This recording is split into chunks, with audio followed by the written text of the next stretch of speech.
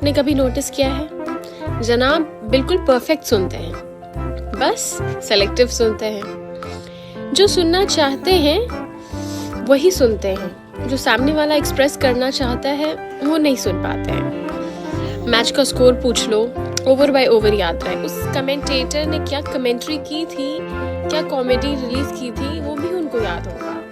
Netflix के कौन से एपिसोड में हीरोइन ने क्या बोला था वो भी उनको याद होगा।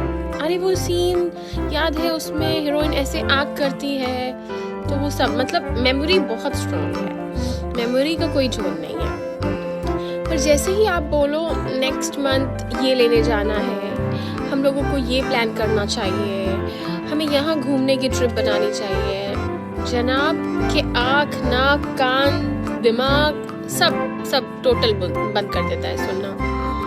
आप बोल रही होती हो कि एक इम्पोर्टेंट बात है, एक बात पे सुनिए, और उधर से आता है जी ओके देखते हैं, और आपको लगता है कि वो इंसान सुन रहा है।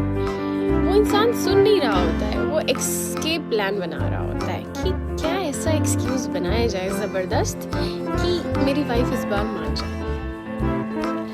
सो ब्रो, बात ये नहीं है कि जनाब केयरलेस हैं, लापरवाह हैं, लाखैरा हैं, गैर जिम्मेदार हैं, ये सब बात नहीं है। बात ये है कि कुछ बातें सुनने का मतलब होता है रिस्पॉन्सिबिलिटी लेना, जिम्मेदारी। That's the problem. And they are like ये क्या चेल बिलाऊ शी इज टॉकिंग अबाउट।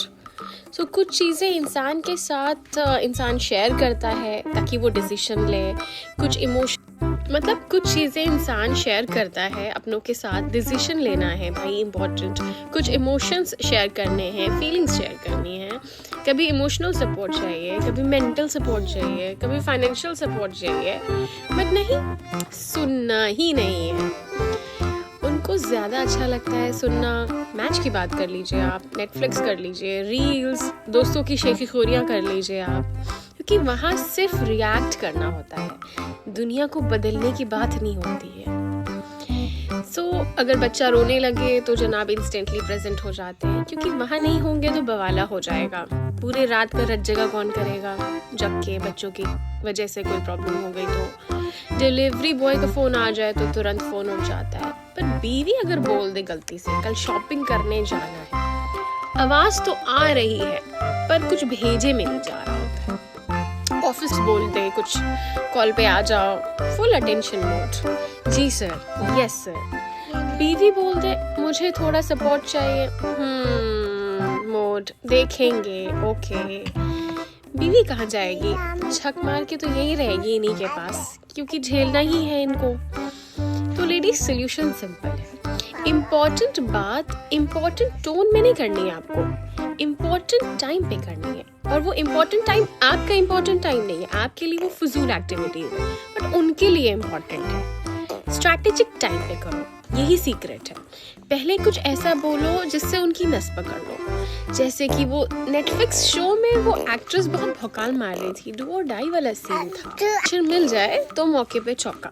तो फ्रेंड्स, मैच के बीच में बोलो, नेटफ्लिक्स के पॉज पे बोलो, ये जब बच्चे का कुछ इम्पोर्टेंट काम कर रहे हो तब बोलिए आप, क्योंकि उस वक्त जनाब का दिमाग यही होता है।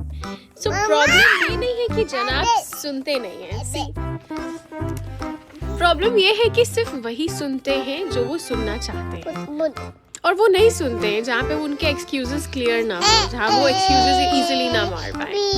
तो अगर आप ये रिलेट करते हैं और आपके हस्बैंड की भी यही हरकतें हैं, आपकी हर मासूम बीवी को ये स्ट्रैटेजी जरूर पता होनी चाहिए। So like and share and support me in this cause of general awareness of wives. Thank you guys.